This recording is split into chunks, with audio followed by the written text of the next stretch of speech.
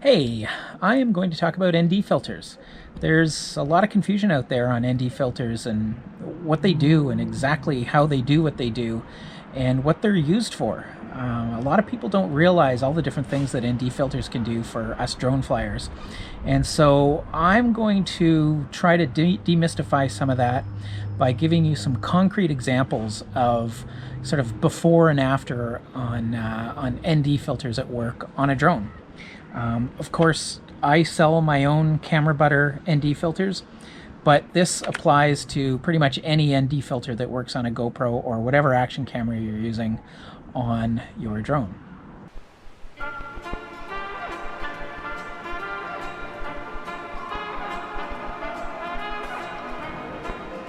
All right, I am going to talk a little bit about shutter speed and how shutter speed affects what motion looks like on a GoPro and how that affects motion blur and why motion blur is good.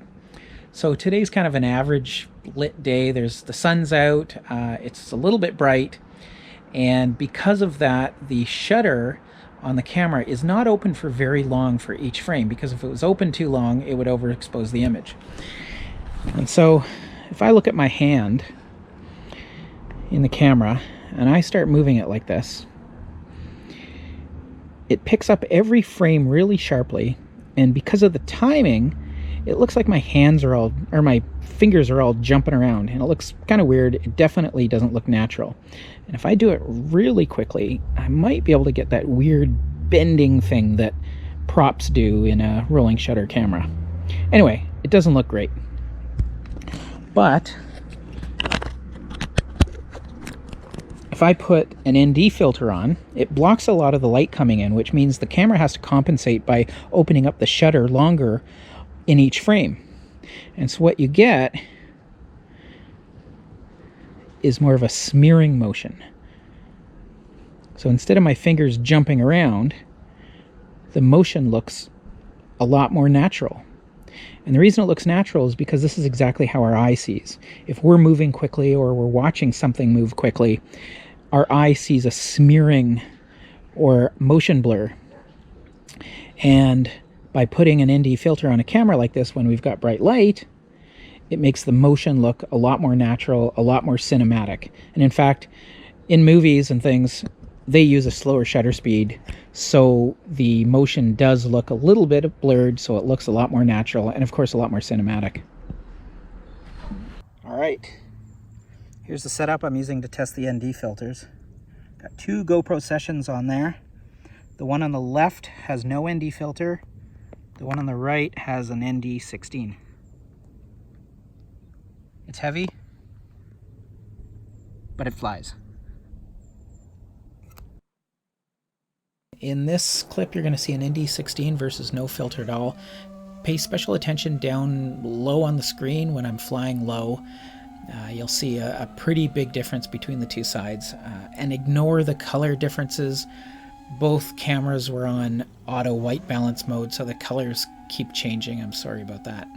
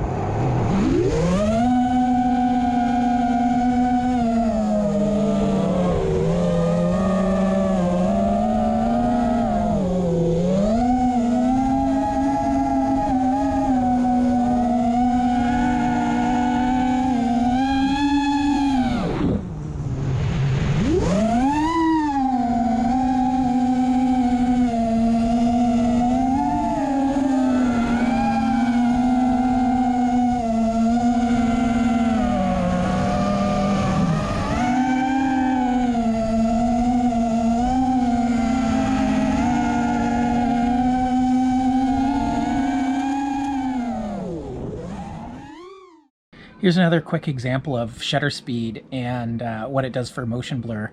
It's pretty dramatic and is pretty interesting. Take a look at this.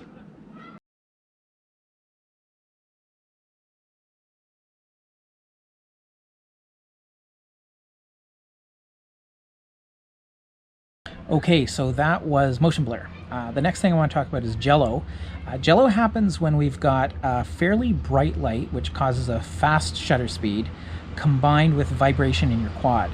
And the reason that happens is because the way the sensor is read in the camera is it starts at the top, scans all the way down the frame, and ends up at the bottom. And if your quad is vibrating, then between the time it starts scanning the top and the time it gets to the bottom, the camera might have moved a little bit. And so the top half of the frame is a different image than the bottom half of the frame, just slightly. And when you've got really fast vibration, it ends up being this weird kind of bubbly, flowy, jello-y effect.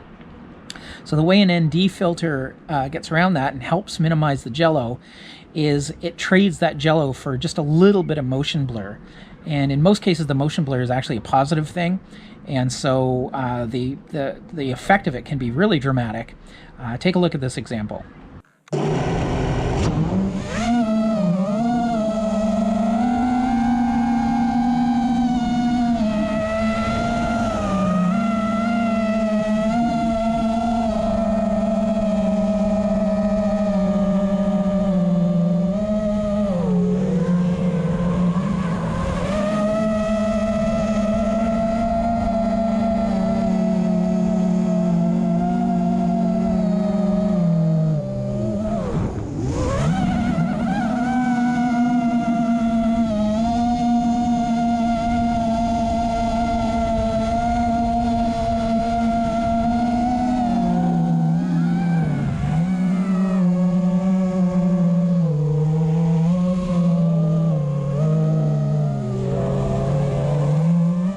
So that was jello, yeah, and you can see how well that works for jello.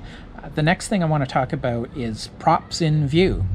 So a lot of the times the way our quads are built is you can see the props in view. Some people like it and some people absolutely hate it.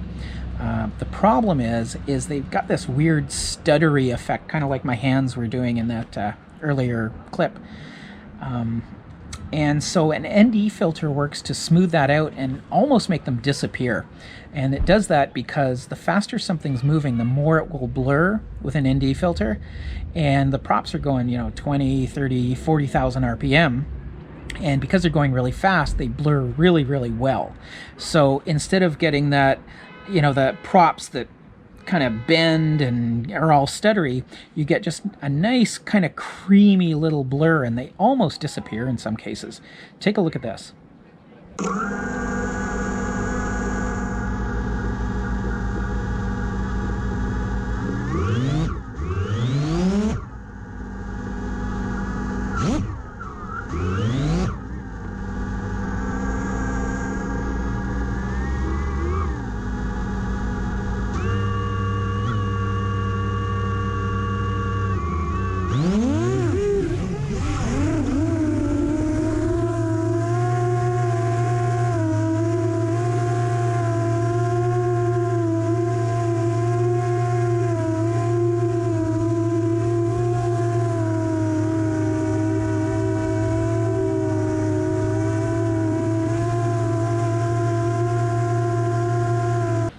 So the last two things that I want to talk about are, first of all, ND filters protect your lens. It's just another layer of glass that goes over top of your GoPro lens. And so in some cases when you crash, it acts as a sacrificial piece of glass, so you break your ND filter instead of breaking your lens.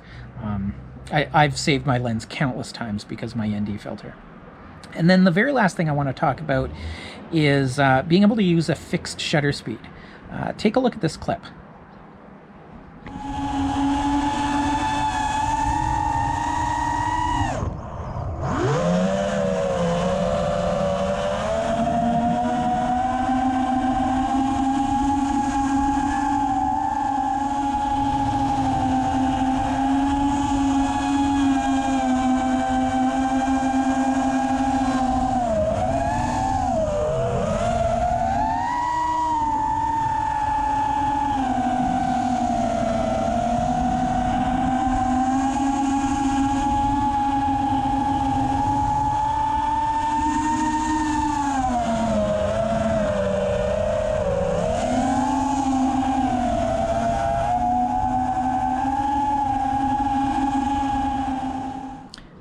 Now, you see how the exposure was jumping all over the place. I mean, GoPros are really good about guessing what the exposure should be, but sometimes it gets it really, really wrong. And in those cases, it can completely destroy video. And I'm one of those people, I don't like the shutter speed changing. I don't like it getting really bright, then really dark. You come out of trees and all of a sudden it's all washed out.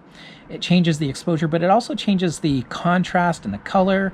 And I really don't like it. So GoPros have the ability to set a fixed shutter speed. And that means the exposure will just stay constant for your entire flight. It won't get brighter, it won't get darker, and it's nice and solid, and it looks more cinematic, it looks more professional.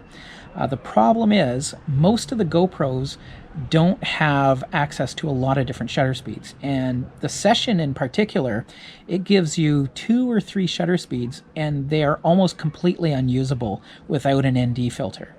So if you try to use a fixed shutter speed on a Session without an ND filter, it'll just overexpose everything. You just can't get the exposure down to a usable level.